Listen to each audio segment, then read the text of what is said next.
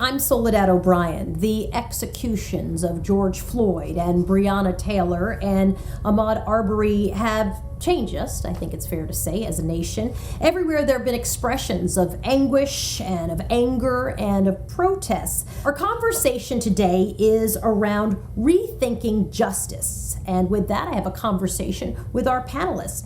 Kimberly Crenshaw joins us. She is an American lawyer, a civil rights advocate, a philosopher. She's a full-time professor at the UCLA School of Law and also Columbia Law School. Kimberly Foster is an American writer and cultural critic. She's best known as the founder of the Black Women's Interest website, For Harriet. She was named to Forbes 30 Under 30 back in 2016. Rashad Robinson is an American civil rights leader and nonprofit executive. He serves as president of Color of Change and has been doing this work for a very long time, like all of my panelists. So welcome to all of you. Kimberly Crenshaw, if I may, I'm going to begin with you. This is a look at justice. Where have we been when it comes to justice, and where do you think we need to go?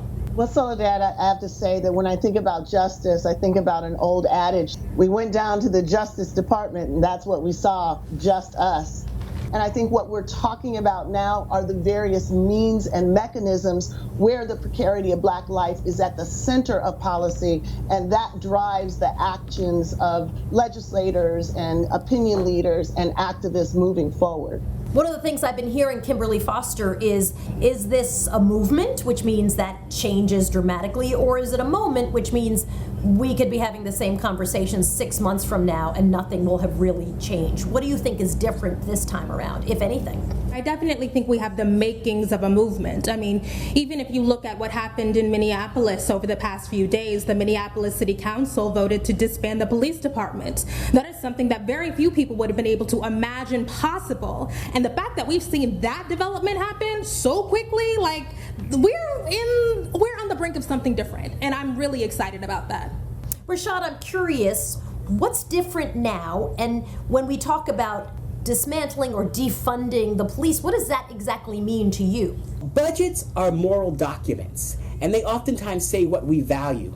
And so when we talk about invest and divest, when we talk about changing policing budgets and taking away those resources, what we are talking about is putting money into the things that we know will help us fight for a better tomorrow. So then back to Kimberly Crenshaw, as you well know, as an attorney and as a professor, how do you fix a system that seems to constantly have a few bad apples have a fair amount of power, and also that don't seem to be held accountable under the law many times? I mean, the number of police officers who've been convicted after murdering somebody or killing someone is very, very small.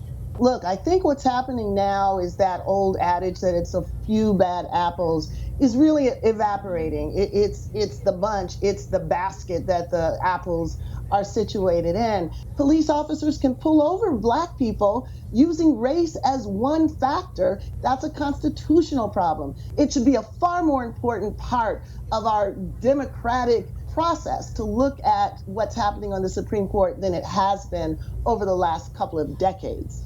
I think that's really true. Kimberly Foster, the protesters in what we've seen on television are very frequently white, and that is, in the years that I've been covering this, a big difference. And I'm curious if you think white people are going to be critical for conversations about dismantling a system that serves Black people badly.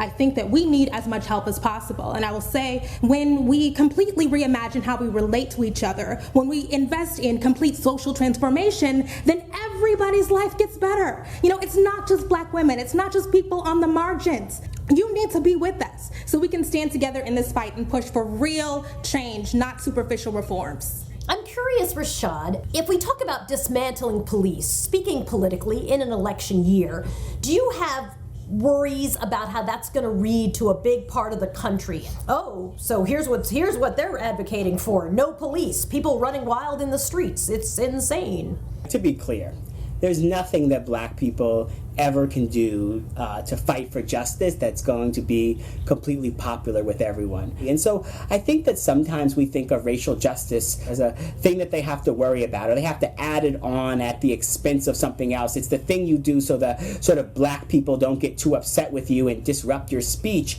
But I don't think racial justice is charity or the thing that they offer. Racial justice is strategy. I think we are in a huge inflection point. We need not charitable solutions to structural problems, but we need the type of change. And I believe that means that we change the rules.